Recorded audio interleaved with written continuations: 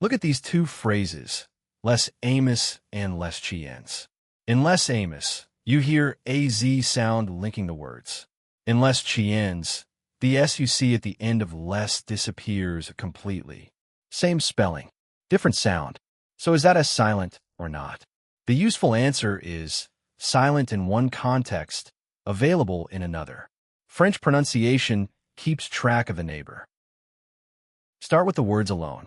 Les ends in a vowel sound lay, not an S. Grand ends in a nasal vowel, not AD. Bon also ends in a nasal vowel, not an N. That is why a learner can look at a final consonant and hear nothing. In a pause, or before a following consonant, the word has no audible final consonant. The spelling is still there, but the sound is not. This mismatch is not a classroom trick. French pronunciation changed over centuries. Many word final consonants were lost as spoken French evolved, especially in positions where they no longer helped the rhythm of the phrase. The spelling did not reset every time the sound changed. It kept older traces, and it also kept relationships between related forms. Modern French, therefore, has a written ending that may be absent in the citation form, but still matters when the word meets its next neighbor. Now plus les before à voël, les amis. French makes a liaison.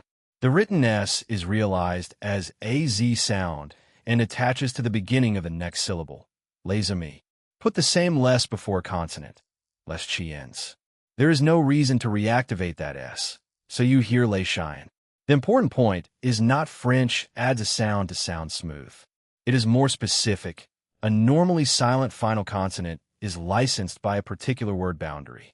The written word has not changed. The phrase has. The same mechanism explains a stranger example, un grand ami. In grand by itself, the final D is silent. Before the vowel in ami, liaison lets it surface, but the sound is devoiced. You hear AT, un grand ami. Now say un grand chien. The next word starts with a consonant, so the D does not surface, un grand chien. This is also why the spelling remains useful. Grand and grande show the same word family, even though the masculine citation form does not end with an audible D. But that family resemblance is not permission to pronounce D at the end of every masculine phrase.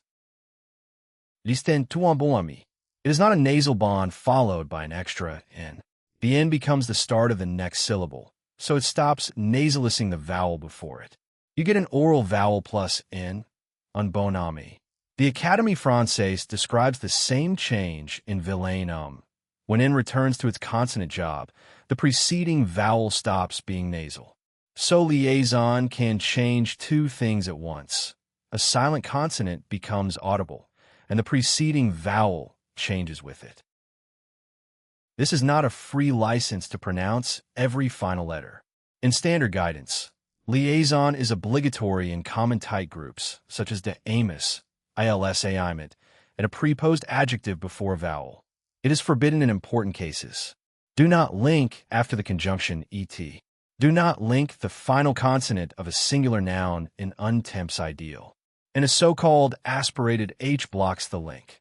Les Heroes does not behave like Les Homs, whose H is mute. Many other sites are optional and become more or less common with register, lexical item, region, and speaker. That variation is part of French, not a mistake in your ears.